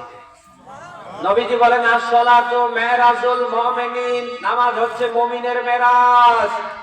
যখন এই নামাজে আপনি দাঁড়াবেন, তখন এই মেরাজ হবে কার সাথে?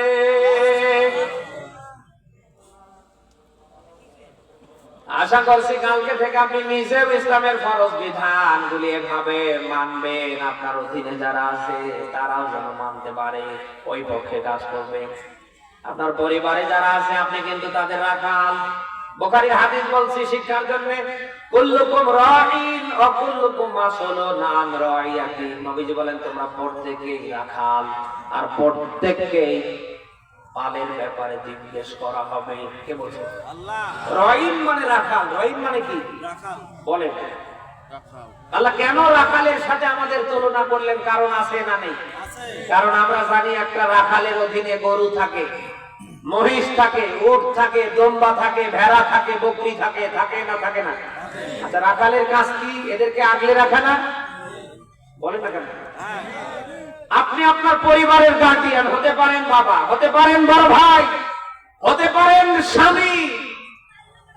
ঠিক আপনার পরিবারে যারা আছে, মা বাপ থেকে, ভাই বোন থেকে, স্ত্রী সন্তান ছেলে মেয়ে যারাই আছে, আপনার পরিবারে আপনার আওতায় যারা আছে, আপনি কিন্তু তাদের জন্য একজন রাখাল।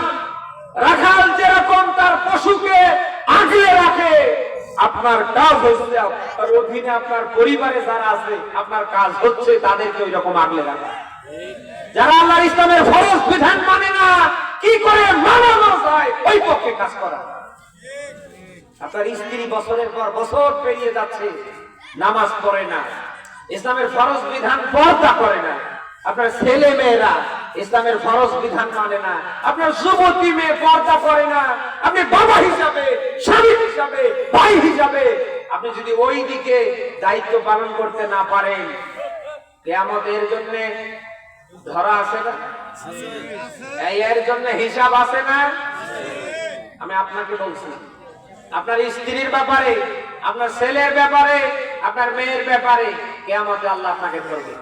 নবীজি বলেন কিয়ামতের ময়দানে অধিকাংশ গার্ডিয়ানরা স্ত্রীর কারণে, ছেলের কারণে, মেয়ের কারণে কিয়ামতে জাহান্নামে যাবে।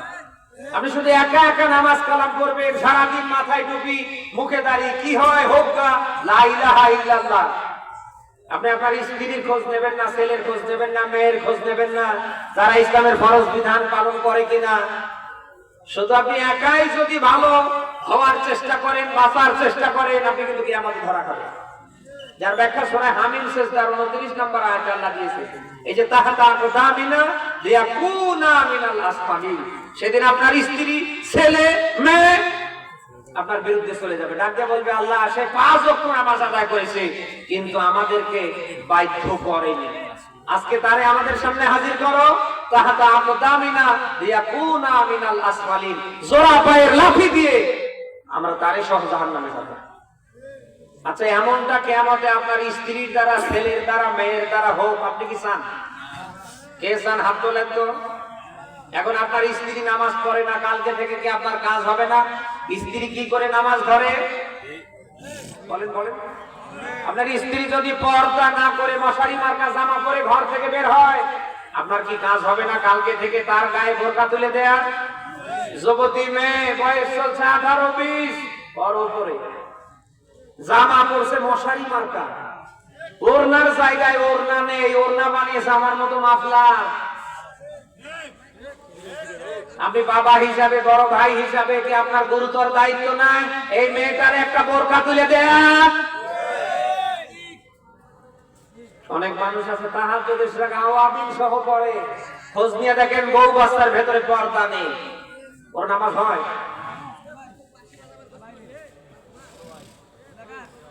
মা বোনরা কি এসেছে?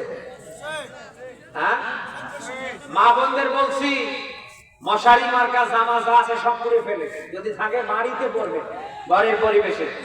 ঘর থেকে যখন এই বের হবে আপনার কাজ হবে একটা বোরকা পরা, এর উপরে একটা চাদর জড়িয়ে দেন।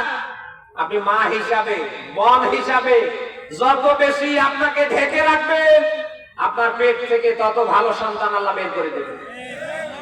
আপনি যদি মরহুম শহীদ আল্লামা সাইদির মতো সন্তান চান, মুফতি আমির হামজার মতো সন্তান চান, ডক্টর মিজানুর রহমান আজহারীর মতো সন্তান চান, আমিরে জামাত ডাক্তার শফিকুর রহমানের মতো সন্তান চান, আপনাকে বলছি কালকে থেকে আপনি নিজেকে বেশি বেশি করে ঢেকে রাখার চেষ্টা করেন। নবীজি বলেন যে মা, যে বোন, যে নারী যত বেশি পর্দায় থাকবে, পর্দানিশী হবে, তার পেট থেকে তত ভালো সন্তান আল্লাহ দুনিয়ায় বের করে দেবে। আর যত আপনি উলঙ্গ হবেন আপনার পেট থেকে ওই রকম সন্তান আল্লাহ বের করে দেবে। আজ অনেকে সন্তান জন্ম দেওয়ার পরে বিপাকে আমাদের কাছে মেসেজ করে, হুজুর একটু দোয়া করেন, আমাদের দোয়ায় কাজ হবে? মা বোন যারা এসেছেন, কে বলছে আপনারা যদি কালকে থেকে ভালো হতে পারেন আগামীতে আপনার সন্তানরা মাস্ট বি ভালো হবে। আর আপনারা যদি ভালো হতে না পারেন কোন হুজুরের দোয়ায় কাজ হবে?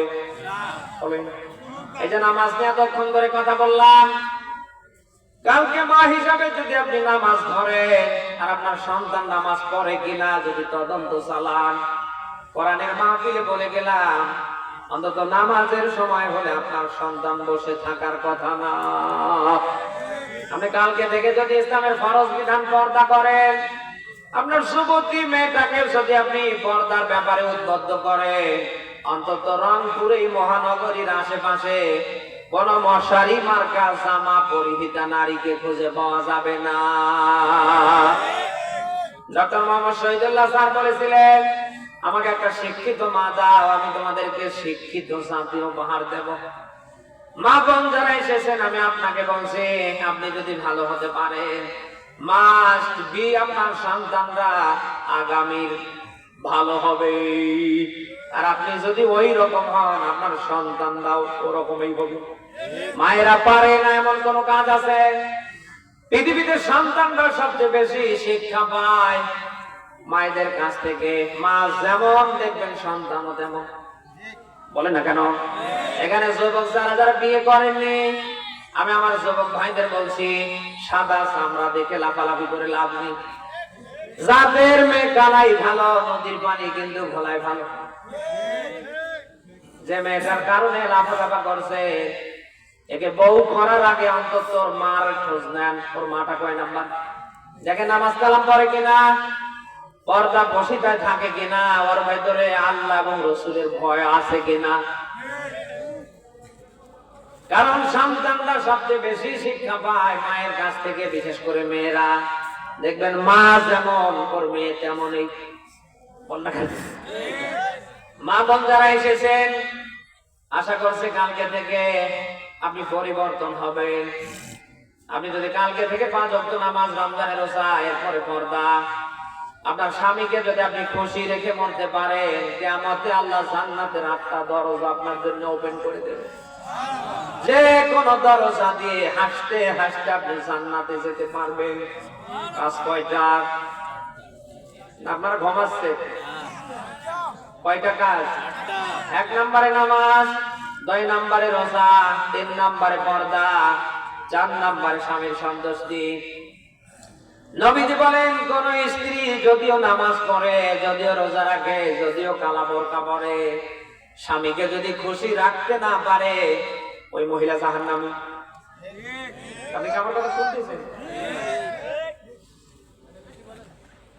অনেক মা বোন আছে দেখবেন নামাজও পড়ে রোজাও রাখে, কালা বোরকা পরে, পোশাক আশাক দেখলে মনে হয় জান্নাত থেকে রাবেয়া বসরি পালিয়েছে। অথচ দেখবেন স্বামী ওর উপরে 180 মাইল বেগে নারাজ। আমি যদি ডানে যেতে বলে বামে যায়, বামে যেতে বললে ডানে যায়। এরকম মা বোন যদিও রংপুরের মাটিতে নেই। কার আছে হাত তোলেন তো। এখন তো একজন হাত তোলেন। মা বোন যারা এসেছেন কি বলছি একটু নিয়ে যাবার চেষ্টা করবেন।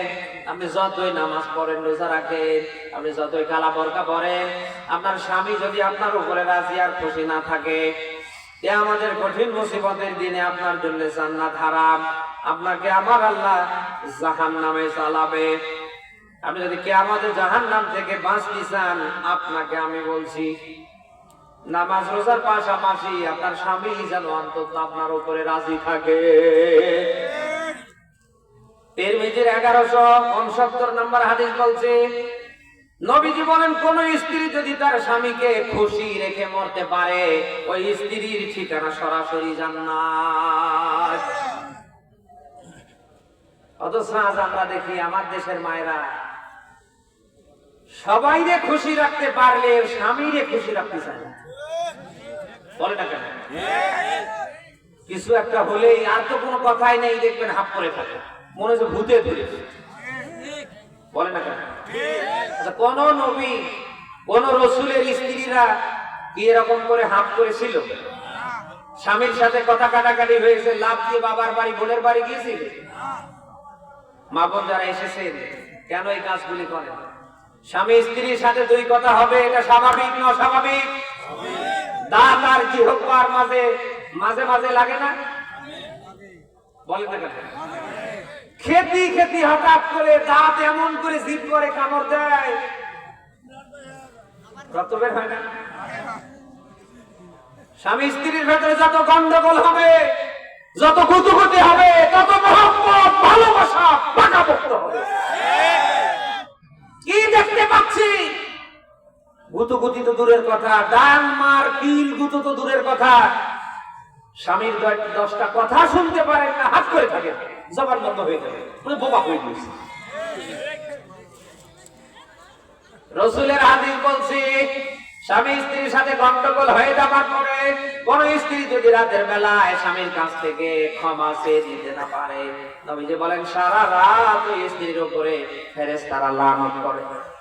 আর স্ত্রী যদি ওই অবস্থায় মারা যায়, মরার সময় ঈমান পাবে না, আল্লাহ তাকে দায়ুস করে মৃত্যু দেবে। মা বোন যারা এসেছেন আশা করছে এই হাফ করে আর থাকবেন না।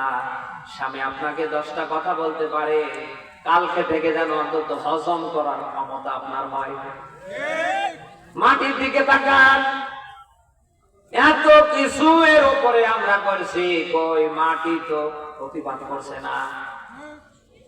আপনি 10টা কথা স্বামীর সহ্য করতে পারেন না, হাফ করে থাকে, লাভ দিয়ে বাবার বাড়ি চলে যান, বাপ ধরে না তোর সংসার আর করবো না, লাভ দিয়ে গার্মেন্টসে চলে যান। বাংলাদেশে বড় বড় ফ্যাক্টরি কোনটা বাদ নেই, নিজের চোখে তো দেখেছি। সুপারভাইজার যারা, আর উপর লেভেলে যারা এমন মুখের ভাষা খারাপ করে, আমার মনে হয় না যে গার্মেন্টস ফ্যাক্টরি গুলোতে শয়তান থাকতে পারে। স্বামীর 10টা কথা সহ্য হয় না, লাভ দিয়ে গাজীপুরে গার্মেন্টসে ঢোকে, আপনি হয়ে গেলেন গার্মেন্টস কর্মী। সুপারভাইজার আপনার 14 গোষ্ঠী ধরে গালি দিচ্ছে, ওটা কিভাবে সহ্য হয়? এই গার্মেন্টসে চাকরি করেন কার হাত তোলেন তো? স্বামীর 10টা কথা সহ্য করতে পারেন না, হাত করে থাকেন, লাভ দিয়ে বোনের বাড়ি নতুবা বাবার বাড়ি, সিদ্ধান্ত না তোর সংসার আর করবো না। স্বামী বেচারা নিরুপায়, সব শেষে একেবারে পা ধরে নিয়ে আসে, আমি কিসের নামাজ পড়েন, রোজা রাখেন, কিসের কালা বোরকা পড়েন, আপনার কোন আচরণে যদি স্বামী কষ্ট পায় আপনি জাহান্নামী। নবীজির কাছে ফাতেমা চলে আসলেন, বিশ্বনবী ফাতেমার অবস্থা দেখার পরে ডাক দিয়ে বললেন, ফাতেমা সত্যি করে বলো তো আলীর সাথে কি হয়েছে? লজ্জায় ফাতেমা যেন কোনো কথা বলে না। নবীজি বুঝতে পারলেন ফাতেমার মুখ থেকে যেহেতু কথা আসছে না, নিঃসন্দেহে আলীর সাথে কিছু একটা হয়েছে। নবীজি ডাক দিয়ে বললেন, ফাতেমা, এক মুহূর্ত আমার কাছে থাকার সুযোগ তোমার নেই, তাড়াতাড়ি আলীর কাছে যাও, বাপরে বাপ। এই মেয়ে ফাতেমা, আলীর কাছে যাওয়ার আগেই যদি তোমার মরণ হয়ে যায়, আমি তোমার বাবা বলছি, বাবা হিসাবে তোমার জানাজা পর্যন্ত আমি আর যাব না। আপনি কি বুঝলেন এখানে আমারে বলেন তো? আলীর সাথে ফাতেমাতু জোহরার কথা কাটাকাটি হয়েছে, নবীজির দরবার পর্যন্ত ফাতেমাতু জোহরা এসেছে। নবীজি বুঝতে পারলেন এই অবস্থায় যদি ফাতেমার মরণ হয়ে যায় আর আলী যদি মাফ করে না দেয়, ফাতেমার ঠিকানা হবে জাহান্নাম। অথচ আজ আপনি সামান্য কিছু হলে হাফ করে থাকেন, লাভ দিয়ে বাবার বাড়ি চলে যান, সংসার মাঠে মারা যায় 7 দিন, না খোঁজ নেই, 15 দিন খোঁজ নেই, মাস চলে যায় খোঁজ নেই, সবচেয়ে কোর্ট কাছারি করে মামলা করে নিয়ে আসতে হয়। আপনি জান্নাত কোথায় দেখছেন? এত সহজ না। নবীজি বলেন, আল্লাহর আসমানের নিচে জমিনের উপরে সবচেয়ে সম্মানী মানুষ হচ্ছে নারীদের তার স্বামী। আল্লাহ তাআলা তাকে বাদ দিয়ে পৃথিবী যদি আর কাউকে সেজদা দানের অনুমতি দিত, তামাম পৃথিবীর নারীদের বলতাম, সবাই স্বামীর পায়ে সেজদা করো। সুবহানাল্লাহ বলতে পারেন না? সেই স্বামী 10টা কথা বললে মনে হচ্ছে গা পুড়ে যায়। আশা করছি কালকে থেকে আচরণ যেন না থাকে,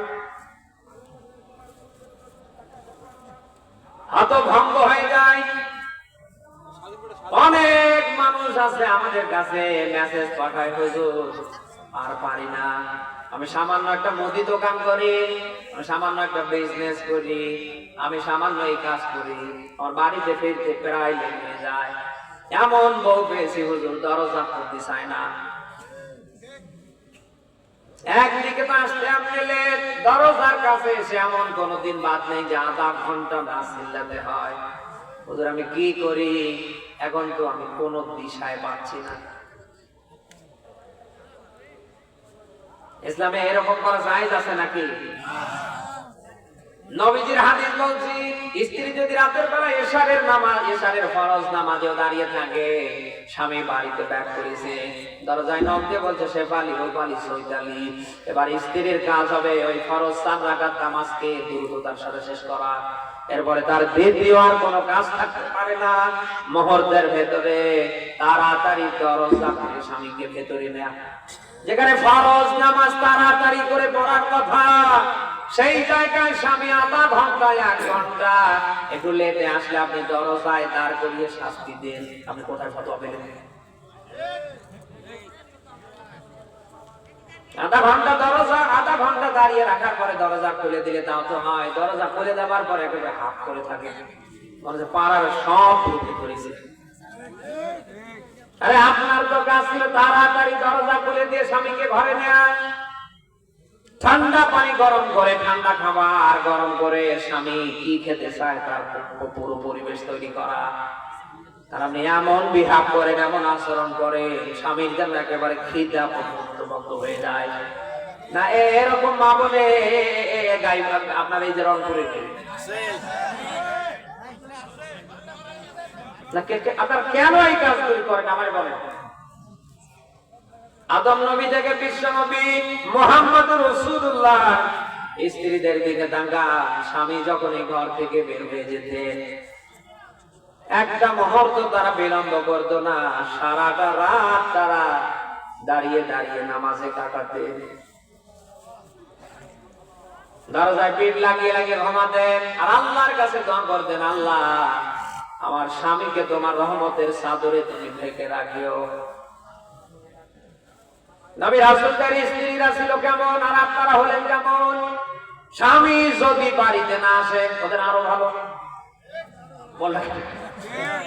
রাসূলের হাদিস বলছি, স্ত্রী যদি মাংস পাকানোর কাজেও থাকে, রুটি বানানোর মতো কাজটাতেও থাকে, মনে করেন মাংস রান্না করেছে, রুটি তৈরি করে ফেলছে, এই সময় স্বামী এসে ডাক দিয়েছে রূপালী, শেফালী, স্ত্রীর কাজ হবে গোশত রান্না ছেড়ে দিয়ে রুটি বানানো বন্ধ করে দিয়ে এবার স্বামী কি চায় সেটা পুরো করা।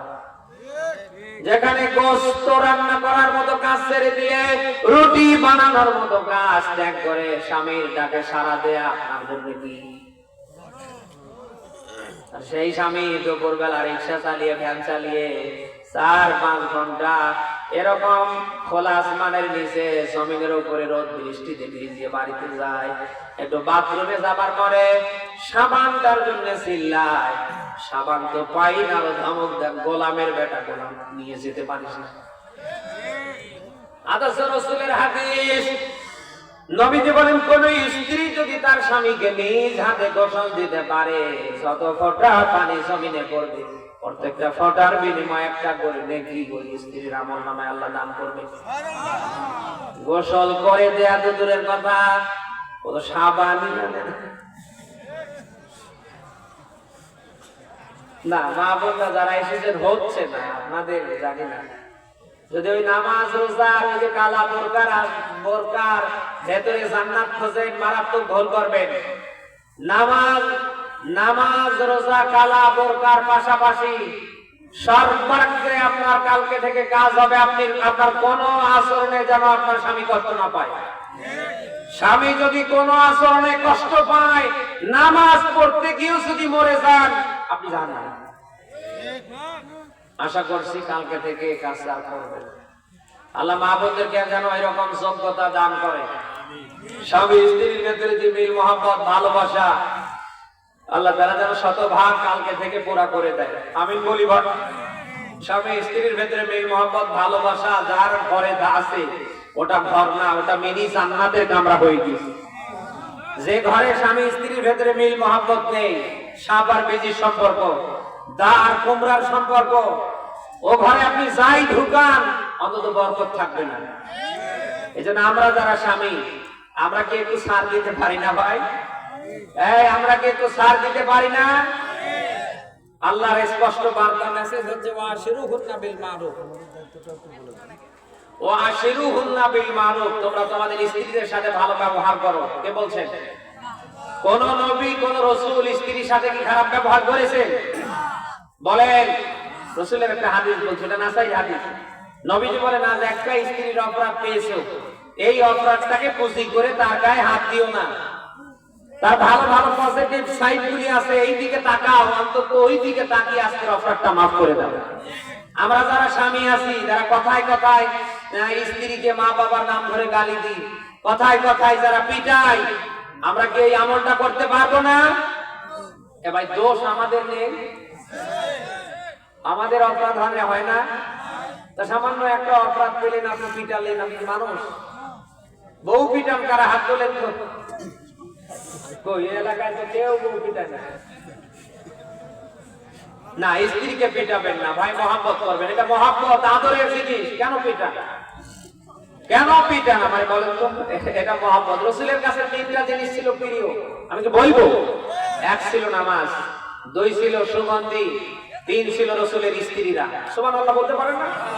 একাধিক স্ত্রীর মাঝে রাসূল কিভাবে সমতা কায়েম করেছেন, কতটা মহব্বত করেছেন। সব স্ত্রীর একদিন বায়না ধরল, এ রাসূল আপনাকে আজ বলতেই হবে আপনি কাকে ভালোবাসেন বেশি। নবীজি ডাক দিয়ে বললেন ইনশাআল্লাহ আগামীকাল রেজাল্ট দেব। শুনতেছেন আপনারা? রাতের বেলা রাসূল এরকম হাতে ফরমা নিলেন, প্রত্যেক স্ত্রীর ঘরে ঘরে গেলেন, 2টা করে ফরমা দিলেন আর বললেন তোমাকে আমি সবচেয়ে ভালোবাসি। দিন যখন হয়ে গেল, রাত শেষে সব স্ত্রীরা সবাই খুশি, কারণ কাউকে তো আর রাসূল ফরমা দিতে বাকি। সবাই এক এক করে বলছে হে রাসূল আপনি বলেন কাকে আপনি সবচেয়ে ভালোবাসেন? নবীজি আস্তে করে মুস্কি একটা হাসি দিলেন, দিয়ে বললেন ওই যে গত রাতে যাকে 2টা ফরমা খেজুর দিয়েছি ওকেই সবচেয়ে ভালোবাসি। সুবহানাল্লাহ বলতে পারেন না? স্ত্রীর সাথে ভালো ব্যবহার করবেন। 3 জায়গায় মিথ্যা বলা জায়েজ আছে, মিথ্যা কথা বলে গুনাহ হবে না।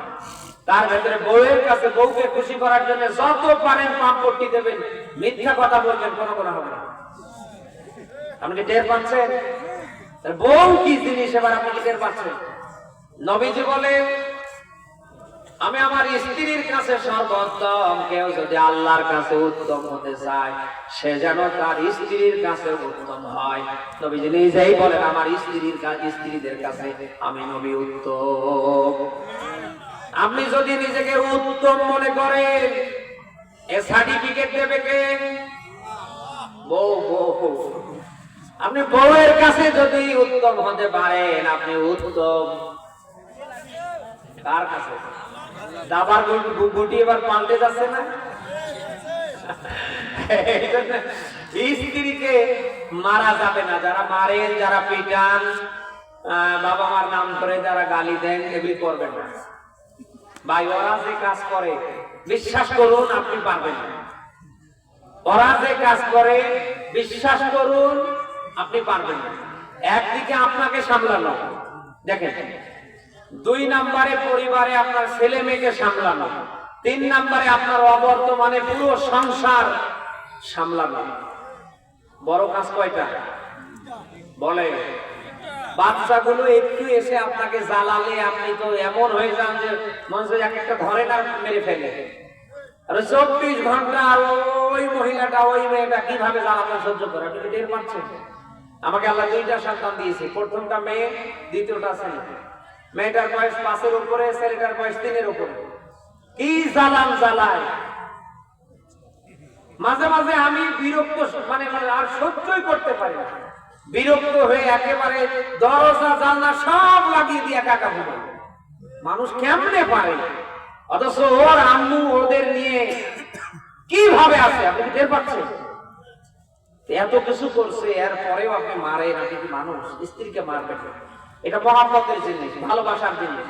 এজন্যই তো আল্লাহ তাআলা বলেছেন, হুন্না লিবাসুল লাকুম ওয়া আনতুম লিবাসুল লাহুন্না। স্ত্রী স্বামীর পোশাক, স্বামী স্ত্রীর কি বলে। আরো কিছুর সাথে আল্লাহ তো তুলনা দিতে পারতেন, কিন্তু আল্লাহ লেবাসের সাথে তুলনা দিলেন কেন? লেবাস কি শরীর থেকে 1 কিলোমিটার দূরে থাকে? খুব কাছাকাছি না? বলেন বলেন, কাছাকাছি না?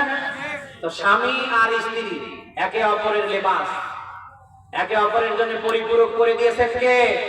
আপনি স্বামী, আপনার দায়িত্ব আছে। আপনি যে মানের খানা খাবেন, আপনার স্ত্রীকে ওই মানের খানা খাওয়াবেন। যে লেভেলের পোশাক পরবেন, আপনার স্ত্রীকে ওই লেভেলের পোশাক পরাবেন। আপনি কি তাই করেন?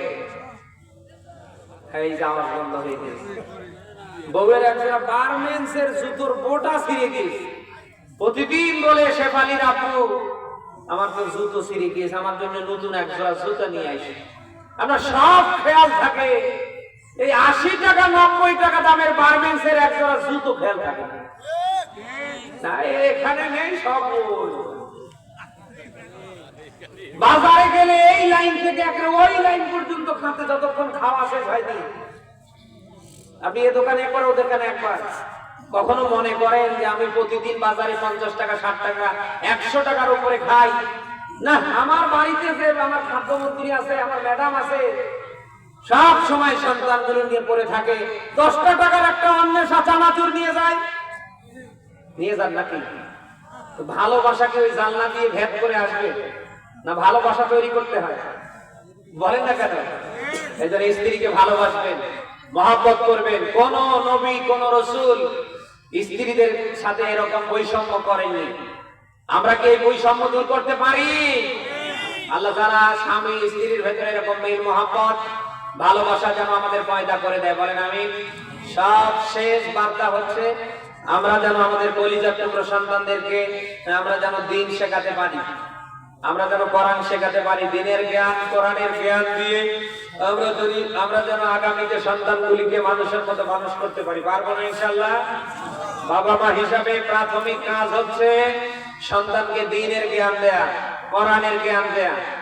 সন্তানকে যদি দ্বীনের জ্ঞান না দেন, কোরআনের জ্ঞান না দেন, সামনে আপনার সন্তান এই ছাত্রলীগের, এই সন্ত্রাসীদের মতো হবে।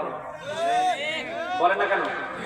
আপনি কি চান আপনার সন্তান দ্বীনের জ্ঞান থেকে, কোরআনের জ্ঞান থেকে মাইনাস হয়ে ছাত্রলীগের সন্ত্রাসী হোক, নেশাখোর হোক, বাবাখোর হোক? বাবা যারা আছেন, সন্তানকে যদি মানুষের মতো মানুষ বানিয়ে জাতিকে উপহার দিতে চান, বাংলাদেশ ইসলামী ছাত্র শিবির আছে, যদি ছেলে সন্তান আল্লাহ দিয়ে থাকে, কোনো দেরি নেই, কিসের ভয়? ভয়ের দিন শেষ। আগামীতে আল কোরআনের বাংলাদেশ।